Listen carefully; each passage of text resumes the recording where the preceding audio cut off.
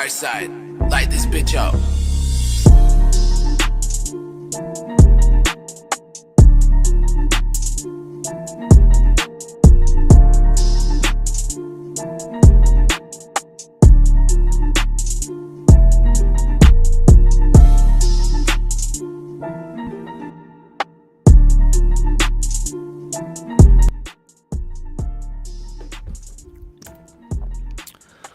What is up, everybody? My name is James D. Fiore, and this is Blackballed. I am on the road in Milwaukee. I have been here for a few days now.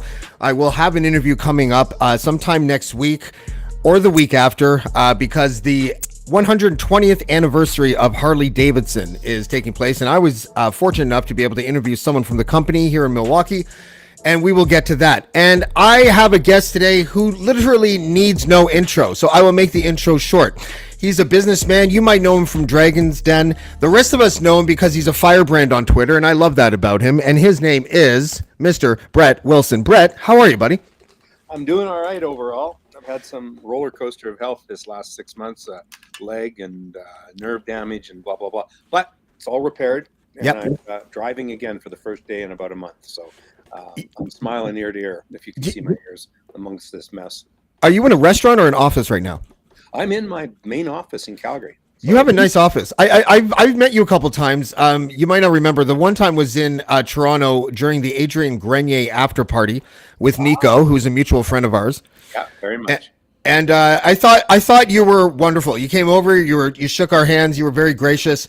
The reason why I'm telling you this is not to butter you up, is because I find your Twitter game to be hilarious, sometimes really biting, but I don't ever take shit like that personally on social media. Like I watch people give their opinions on social media, and if they do it in a way that expresses themselves, I think that's fine. Do you think we have a problem? Do you think the problem with social media is not social media, but us? Because we tend to make the person's identity all they are, that one-dimensional thing that exists on Twitter, and that's it?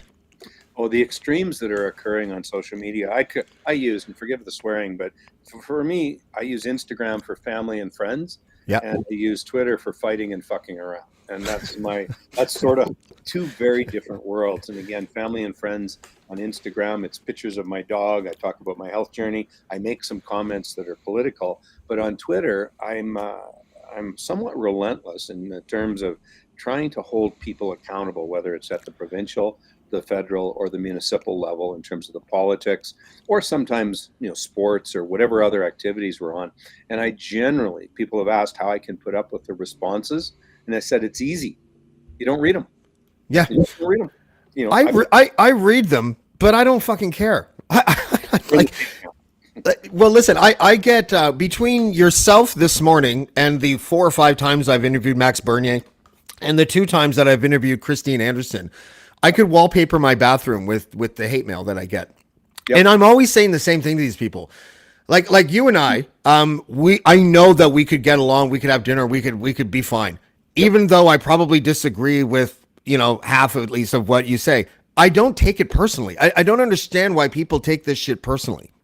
Well, I do certainly go to some extremes on Twitter in terms of pushing the liberals. They're the people that scare me the most. And what I care about, if I didn't care about Confederation, I'd be speaking about separation and the evolution of taking the West out of Confederation, but just the opposite. I care about Confederation, therefore I care about what the liberals are doing to our country. It's that simple. Use words like treason, and I noticed that you are pretty careful when you use that word, and often it ties in with what you call the eco-terrorists, what other people might call environmental activists, especially when they receive foreign funding, and then they try to dismantle a big piece of the Canadian economy. Is this the one here? Yeah, so this is a tweet from yours from about a year and a half ago. The hypocrisy of the eco-terrorists attacking only Canada's world-class hydrocarbon industries is creating a global chaos and economic instability for many countries, including Canada. Think Keystone XL and Energy East for secure energy supply, and jail for treason. My question, I guess, to you is, does it have to do with, when you say treason, does that specifically have to do with foreign actors trying to impact a certain sect of the Canadian economy? And if so, Would that include the people who funded the convoy and clogged our borders and stopped billions of dollars or cost the Canadian economy billions of dollars? I treat the convoy very differently than many people. But let's just go back to the treason argument. Mm-hmm. I observe, when we've got groups of people, and I don't care about their ethnicity, their color, their race, their gender. I don't care at all. But if you're blockading a railway, if you're blockading a roadway, if you're blockading and undermining a pipeline, I'm not happy. Mm-hmm. And for example, think about how much press and media has been attracted to the coastal pipeline attack, where 30 or 40 people, apparently of Aboriginal descent, coming out of Ontario. There's names online, but the conventional media has gone quiet on that, and they attempted. They attacked people with axes. They attacked the equipment. They tried to blow up a site, and we've got no press, no media, and yet we take a guy who in Parliament makes a flippant comment about someone leaving their job mid-season, and the like media go nuts on that. So they leave alone what I would call true economic terrorism, economic treason. Going back to your comment about the issue with the convoy is twofold. One is the work that was done by a small group of people to blockade a highway, which was a border crossing. That's one story. That's a completely different story than what was happening in Ottawa. And Ottawa was where the story began. And people blend the two. They're two different stories in my mind. But would the second one have happened without the first one? That's a good question, and I don't know that. There was certainly a smaller group of people. I mean, it took dozens of people to do what was blockading at the Coots or wherever they were in terms of the border crossing, whereas there was thousands and thousands of people engaged with what was going on in Ottawa. And had Trudeau taken half an hour to meet with the people who were coming into Ottawa, they would have disappeared. They would have disseminated. Had they been treated with any level of respect, then the border crossing issue probably would have gone away. Do you really think that would have worked? Because I feel like, the motto, if you could pick one tagline or slogan for that crowd, it would have been "fuck Trudeau." And I'm not sure how many politicians would, like, if there was a sea of leftist protesters that, and many of them had signs that said "fuck Harper." I don't really see Stephen Harper going out there and having a chat with them. No, that's fair. But when you stop and look at the families that were there, the women that were there, I mean, these weren't a whole group of guys carrying shovels that were attacking the industry. I mean, and take that extreme of one guy with a full mask walks around with a Nazi flag, and they start to pretend that the whole movement is about anti-Nazi or pro-Nazi or whatever. I wish that a couple of guys had tackled that bugger, torn his face mask off, and taken a picture of him, held him accountable for what he was doing. And again, was that legal to do that? Well, inside what was happening, I don't friggin' care. So I wish that some of the very few people who'd been extremists had been held accountable. And by the way, the fuck Trudeau's flags are coast to coast. So that's hardly. I live in an area where it's very popular to have a fuck. I live in Cheryl Gallant's riding in the Madawaska Valley, and it's all I see. I don't find it helpful in the political discourse, but we have free speech in this country, so I don't really care. But if someone walks towards me and they have a fuck Trudeau shirt and they want to talk politics, I'm probably inclined not to bother because I already know that there's no the nuance is gone, right? Like fuck Trudeau doesn't have much nuance to it unless you want to have sex with him, right? But James, the other side of that is Trudeau doesn't care. When we talk about our social media and how we don't care about responses, Trudeau has proven his disdain for the public is palpable. He just doesn't care. And again, we can get into clean energy regulations. We can get into how he treats the West from an socioeconomic perspective. He just doesn't care. So that kind of renders the flag something like social media. It's just a response. Just ignore it. Yeah. What is the right? Now that you mentioned that, I want your opinion on this because. Listen, I know you get a hard ride from the left in this country. I think sometimes it might be deserving. Sometimes I don't think it is. I think that if everyone knew sort of the complete Brett Wilson package, they'd see that, you've like climbed mountains for charities and stuff. Like you're not just a guy that just spends his time like counting his money. So I think that there is a almost an activist inside of you. You do good work for women who experience abuse and for eating disorders and things like that. Um, and I'm curious about when it comes to the environment. You also seem to be, I would say, sometimes moderate on environmental issues. I don't know what your views are on climate change exactly. I did some research. I saw a few tweets, but I don't know exactly how you feel about that. But if we take away climate change and we just think about pollutants in our environment, things like orphan wells and things like that, what is the solution in order to help clean up the environment from specifically the energy sector? Well, let's go back to the bigger picture, and that is the two issues that the globe faces right now: population and pollution. Mm-hmm. And nobody wants to talk about overpopulating. But when I travel the world, I've been to the slums of Nairobi, Kenya. I've been to Port-au-Prince. I've been to in Africa. I've been here in New Delhi. I mean, what's happening in those horrible living conditions is that the population is growing through rape and incest. Nobody wants to talk about that. So let's just park that for a moment. Population. We're not looking after the people on our planet. And we're making a priority out of emissions in downtown Toronto. So I'll be a little cynical on that. So one is population, the other is pollution. We say nothing but the fact that Southeast Asia dumps 90% of its garbage into the ocean because it's diluted. It just goes out. And so here we are with single-use straws, or plastic straws can't be used in Canada, and we make an issue out of that, and yet we don't spend a penny helping the world recycle its plastics. So that goes back to Canada could be doing a better job on a global basis. And again, I heard your earlier comment that you don't always agree in terms of the positions I take. I've never taken a position that I can't defend. I don't do it for the politics. I don't do it to just challenge. I do it because I genuinely believe in it. And that goes back to global issues. Our population, nobody wants to talk about it. Pollution, nobody really wants to talk about it. So I'm not certain that CO2 is the biggest issue that we face on our planet. But here we are. Let's accept that CO2 is our issue. I'm going to work with that. I invest around that. I've made money investing because people believe that CO2 is a pollutant. But let's go back to the bigger picture. How do we provide electricity for everybody in Canada? Under the new CER, clean energy regulations that are coming out, 2 provinces get screwed. Only 2, Saskatchewan and Alberta. And that's because we rely on fossil fuels. Saskatchewan still has coal, and Alberta is off of coal, but only using natural gas. I built a natural gas power plant with my partners. We have a natural gas fired power plant. Right now, what's happening in the federal government, CER, clean energy regulations, what's coming down is they're going to try and shut down all of our power plants that don't go to zero, what they call net zero emissions. And by the way, I'm quite a cynic on the word net zero because there's no such thing. In fact, we want to pause for a moment. Electric vehicles are not net zero. Because of the manufacturing process. Well, there's the manufacturing and the recycling, and then the battery. And then there's wear and tear on the roads. Who pays for that? The roads get used. Someone has to fix the roads, repair them, asphalt, whatever. Who's doing that?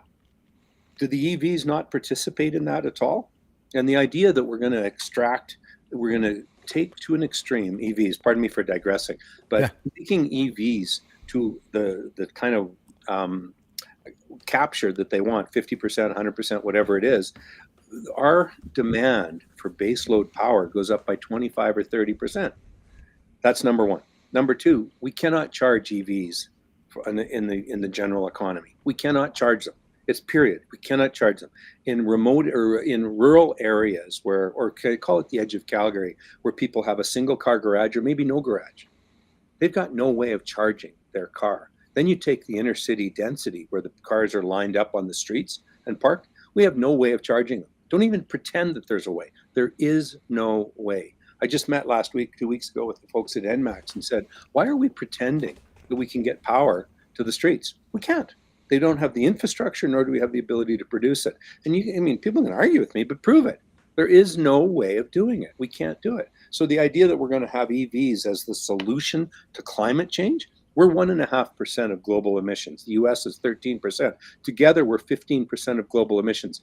Every week, China puts on two coal-fired power plants that contradict or counteract all of the work we do in Canada. Every week we have two more coal-fired power plants going on. We ship coal to China. And do you know that we ship coal to China every day? I didn't know that, but is that because we have a refinery issue in this country? No. No? We have, there's two types of coal, met coal and thermal coal. Can you tell this is way above my pay grade, Brett? No, that's all right. I want to keep it simple because that's where I'm best. That's where I'm happiest as well. But there's two types of coal, thermal coal and met coal. Metallurgical coal is a hotter coal. Thermal coal is used, typically it's the waste coal, it's the lower grade coal, and it's used just to burn in boilers to make electricity across the United States, certainly a little bit in Canada. But metallurgical coal gets shipped to China every day so that they can make steel. Do you know that we don't charge any carbon tax to that coal? So here we are. Justin Trudeau ships coal to China without a carbon tax every day. Do I have a reason to be a little fussed about how he's approaching shutting down the city or the province of Saskatchewan because they burn coal right now? Yeah, I do. I'm really fussed. And again, this idea, the rules and regulations being brought in by Guilbeault, I mean, basically at the corporate level, call it the board level, Trudeau has nothing. Trudeau has nothing in terms of competent management. Guilbeault spent time in jail for being an eco-terrorist, and yet he's the guy who's now telling us that we have to implement the clean energy regulations, and these are coming in the summer. We've already objected to them. I mean, in the province of Alberta, we've asked the federal government, let us upgrade existing coal or gas-fired power plants so that they're more efficient. We can't. Let us build a new power plant so that we can meet the baseload requirements in our province. In the next 5 to 10 years, Alberta will not have enough power to meet its baseload needs, which means you're going to have to tell part of Edmonton, part of Calgary, and maybe part of Fort McMurray to shut down for a couple hours every day. That's again, I can defend those numbers. That is factual. People can say, oh yeah, but you got renewables. Well, renewables are wonderful, and I've made a lot of money investing in renewables, a lot of money, but they're not reliable. Natural gas is the most reliable power source for creating electricity, so that's reliable. But the unreliables is unbelievable, and that's the natural gas, or pardon me, the renewables, which is solar and wind. And on days when it's not sunny, on days when it's not windy, we have no renewables. So again, let me know which hours you don't want power, and we'll make sure to take power away from you so that the rest of us can have it. Yeah, let's pivot then to carbon tax, because I know that I used to own a cottage a few years ago, and I remember not being there and still paying carbon tax, even though there was no power going to my cottage. There was like a delivery charge and a carbon tax attached to it. Yep. I heard Pierre Poilievre talk about the Center for Disease Control in BC. This is from memory, so I could get something wrong here. But talking about how there's going to be an increase of about 61 cents a liter for gasoline and how that would impact the price of groceries. I would like to know what your thoughts are if we talk about the price of groceries, because Loblaws, what's his name? Galen Weston made record profits for Loblaws during a time when apparently the reason for the increase of cost was due to life costs like food and everything being more expensive to ship. But he's making record profits. And I know you probably don't like Jagmeet Singh, but I mean, he was the one that really grilled this guy over how do you reconcile that? Can you explain that to a person who's like an economic, like illiterate over here? Like why are those two things coexisting? Well, first of all of the grocery companies compete. All of the grocery companies work with 1% and 2% margins at the gross. So they're all working with the same game. Now, what's happened and what bothers me the most, let's go back to Pierre, and I don't care about Jagmeet, but let's go back to Pierre. If I was a single mom with 2 kids having to pay another 61 cents, being told that I shouldn't be driving my car, that carbon taxes are a price on pollution. So once again, we're penalizing the lifestyles. I'm just going to leave the food alone. But the carbon tax issue, you're penalizing the cost of living for everyone. And I'm going to be really blunt. I don't care. I don't even fuel my own vehicles. I got people who fill my cars. I don't care what the carbon tax costs me. So let's just get that aside. But I care what it means to some of the people that work for me, some of the single moms. We've got people at entry-level jobs throughout our province, throughout our country, and they're being penalized in a punitive way. And this idea that it's a price on pollution, well, it's not a price on pollution, it's a penalty for those who buy and use oil and gas. It's a penalty. It's not just a price on pollution. If they really wanted to price pollution, then why are we shipping coal to China for free? There's no carbon tax whatsoever. So think about the hypocrisy embedded in that. We are 1.5% of global emissions. We're using carbon tax to punish the creation of emissions. The science around emissions is imprecise, imperfect. I don't agree with it, but again, I'll accept it. So let's just put that aside. I'm not debating whether or not emissions are a problem. Let's pretend they are. But punishing people in across Canada at entry-level positions, they're 20, 25 years old. And again, I use the example of a single mom with 2 kids trying to get her kids to a daycare in the morning, then get down to the office or the job that she's got. It's just so unfair. And this belief that these carbon taxes are going to save the planet is delusional. It's absolutely delusional. It's bullshit. It's absolutely wrong. Okay, I want to switch gears for a second, and thank you for listen. There's a lot I don't understand about that, but you seem to make a lot of sense to me. And I listen. I'm one of those guys that's people call me a pain in the ass and a fence sitter because I really don't like traversing to a right wing or left wing side. I don't even know if I'm a centrist. I'm just so kind of disgusted with the entire political system that I see myself as a spectator. But it's interesting to hear your point of view. But you mentioned something before about what Pierre Poilievre said in the House. I'm going to play that clip, and then I want to come back and we'll talk about that for a second. Yes, Mr. Speaker, I was a high school teacher before getting into politics, and I'm having a little trouble remembering what exactly the job that the Leader of the Opposition had before getting into politics. Yes, and he left right in the middle of the semester, and I'm having trouble remembering why. Oh! Now, Mr. Speaker.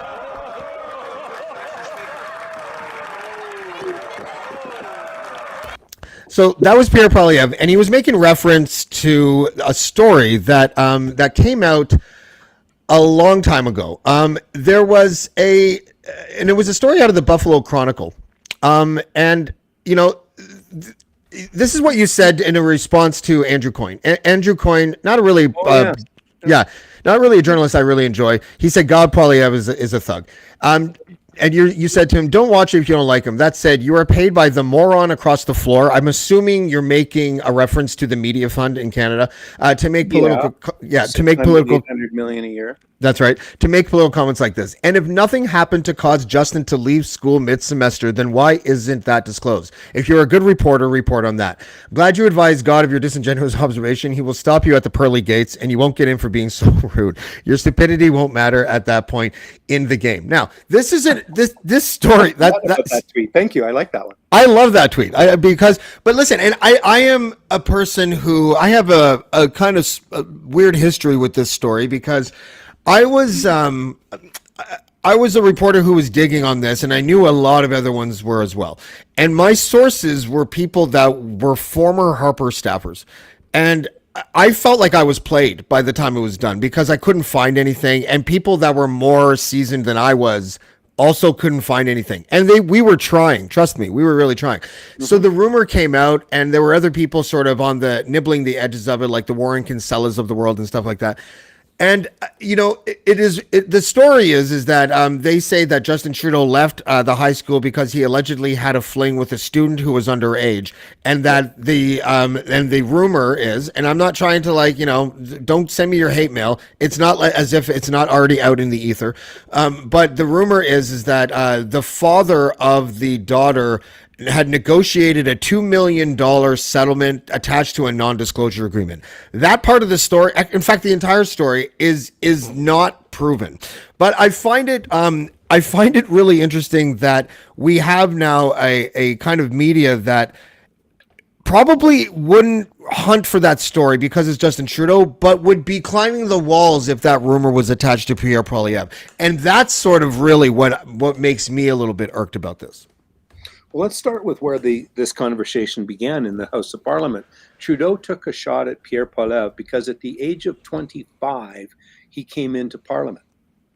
I think it was 20. I think it was 23, and he became the secretary to the Prime Minister immediately, which was pretty crazy. But go ahead. Gotcha. I saw 25 yesterday, but 23, 25 doesn't matter. The real point is he came in young. The fact that he didn't have a career before that is irrelevant. But so Trudeau is allowed to make fun of the fact that this guy comes in and serves in Parliament for 20 plus years. What does Paul have right now? 45? I don't even know. Something like that, yeah. Ballpark. So call it 20 years of service. And he takes a shot at Poilievre for having no job prior, so probably education. And there's a lot of story in terms of Poilievre born into a, he wasn't born into a house of privilege, adopted. Again, there's lots of stories, but there was no privilege. So Trudeau is welcome in terms of taking a shot at this young guy for coming in and serving in Parliament. He was elected. He wasn't appointed. He was elected. He went door to door and got himself elected. And he's done that consistently for 20 plus years. And then Trudeau gets a shot at him, no cost, nothing. No one cares. And it's funny. Everyone in the Liberal Party stands and laughs at the fact that Poilievre has never had another job other than serving in Parliament. I don't know why that's funny, but they make a laugh out of it. I think honestly, the humor on the Liberal side is that Pierre Poilievre often talks about taxpayer money being wasted. And I guess what they're saying is that you've only been paid in taxpayer money. I don't find it all that funny. I get it. But whatever. Well, there isn't a member of Parliament who isn't paid by taxpayer money. Right. There isn't a person working in Ottawa who isn't ultimately paid by taxpayer money. So again, I find it the hypocrisy of the humor is really what I'm driving at. Because on the other side, all that Poilievre says is you left mid-season and no one knows why. Now, again, it ties to this underground story. But again, to me, they're equal stories. They're both humorous. They're both shots at each other. No big deal. Nobody seems to be able to prove that. Again, there's lots of stories about an NDA. There's lots of stories about 2.5 million paid. Lots of stories about a young girl. Again, whether that's true or not doesn't really matter right now. All that we're talking about is the hypocrisy of a couple shots. And legacy media goes down on Pierre Poilievre and says nothing about this privileged little boy who came out of the trust fund baby, if you will, who now runs our country with disingenuous intent. So again, I think probably hypocrisy. I think probably the media would even from where I'm standing, it's not quite the same thing. I mean, humor is a very broad brush, overarching thing to say, because really the comparison is you've been at the public teat for 20-something years, and then the other joke is you were fired for having sex with an underage woman. So I get what you're saying, but I think that the vibe of each of those jokes that fall under the humor umbrella were vastly different. But I want to know something. Yep. Is this you or somebody that you know? Offering $500,000 to students, faculty for 1999 to 2002 from West Point grade that may have incriminating information regarding Justin Trudeau. Save Canada. Please retweet. This anonymous user is offering $500,000 to solve this mystery. Is that you or someone that you know, Brett? I'm going to look it up because I would top it up with another $5,000. 500,000.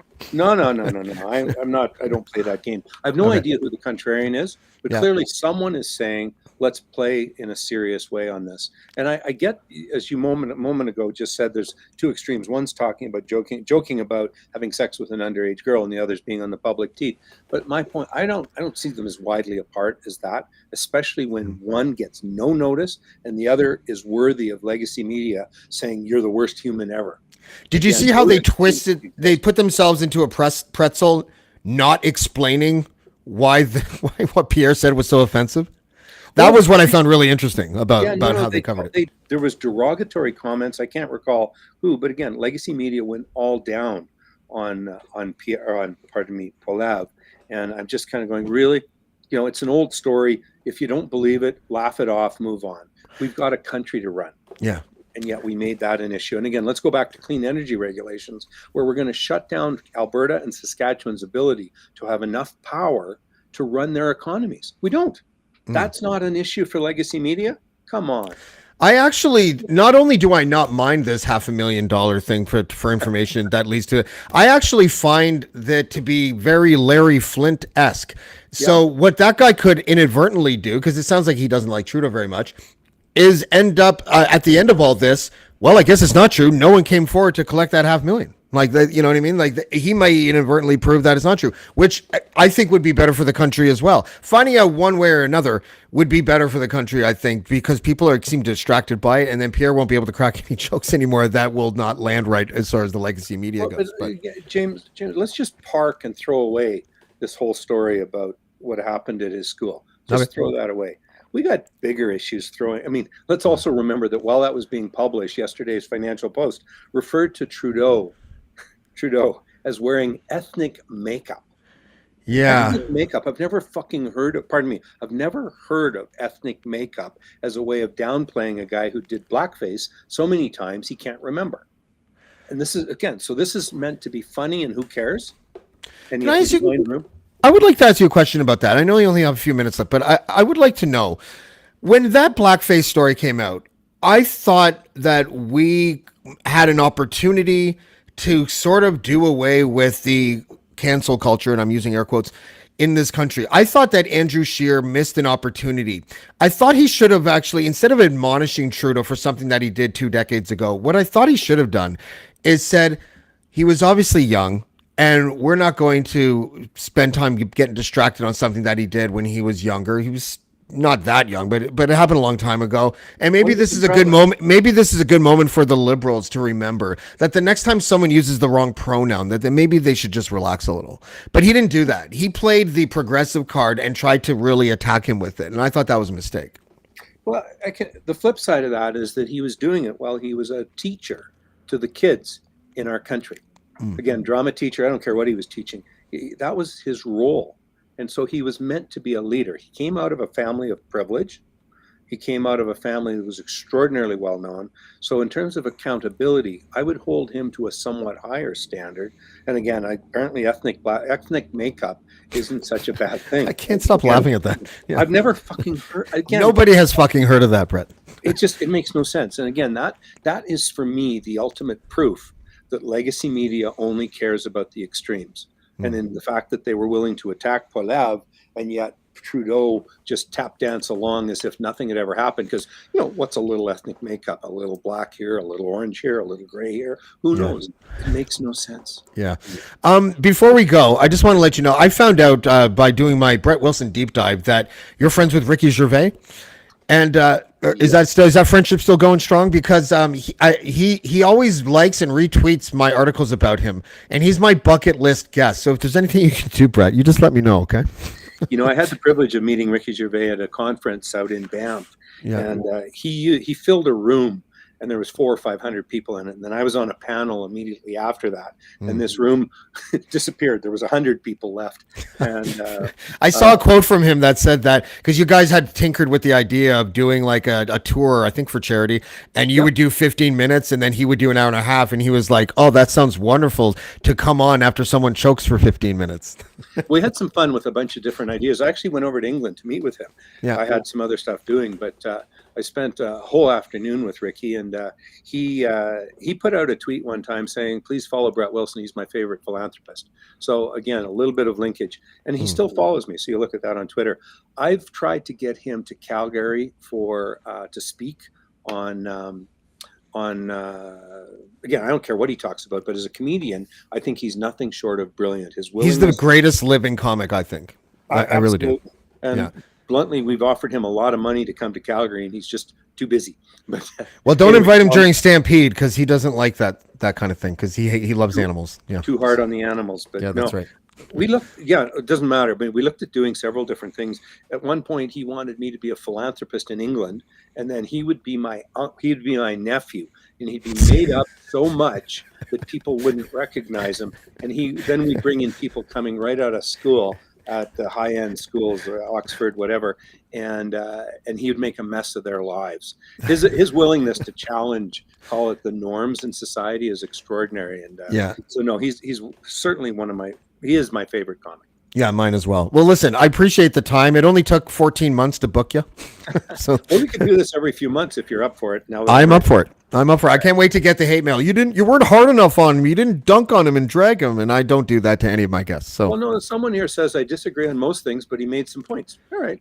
Not so skillful. Avoid the orphan wells. Oh, orphan wells. Give it a go. There are thousands and thousands of orphan wells. And one of the technologies that we're investing in right now is going back into the orphan wells with new tools and toys for for exploiting what's downhole. So orphan wells aren't the issue that are, again, I've got a few people on the left that think that a company that I was involved with that has some orphan wells, the company ended up going bankrupt. And again, I've been in a lot of businesses. Those wells ended up going with the assets to the bank. And it's the bank's issue, not mine. I just don't get why someone thinks that I used to own 4 or 5% of a company, and now I'm 100% responsible for a half a dozen wells. It makes no sense. It's almost as if people only scratch the surface and then make up their mind. Hey, Stonechild, thank you. You're welcome. All right, Brett Wilson, thank you very much for joining us. I will take you up on that, sir, and we'll see you hopefully in a few months. All right, take care now. Thanks. Have a good one. Bye-bye. Okay, I hope everyone's going to calm down now. You know what's funny? I got more hate mail from people for Brett Wilson than I did for Max Bernier, which I think is funny. People's personality, and you heard him say it on Twitter, are not people's overarching personality in real life. Whether you like that or not, whether you think people should be more themselves, when they're on Twitter, that's a totally different story. But this is not something that people need to get upset about. He seems like a very. I challenge anyone to tell me that interview wasn't with a rational person who you might just disagree with. And that's really what I'm trying to do here on Blackballed and at Crier Media. And I think a lot of us here at Crier Media are trying to do that. Walk this balance. I don't like polarization. I think it's the cancer of our society. And the only way to remedy polarization is to get sides, and there's more than two sides. And trust me, I know, because I'm not on either of the sides that seem to be most represented, to talk to each other. And I really appreciate Brett Wilson coming. We have a couple of things that we want to announce. I don't think there'll be a Casual Friday this week again because I'll be on an airplane. So that's not going to work. But we have some stuff in store for next week. Again, I have that Harley Davidson interview that I'm going to put out. I might put that out a little bit later, actually, because the anniversary is in July. I think it's July 13th for the 120th anniversary of Harley Davidson. But either way, I thank you very much for joining, and we'll see you next time on Blackball. Blackball. Blackball. Blackball. Blackball. Blackball.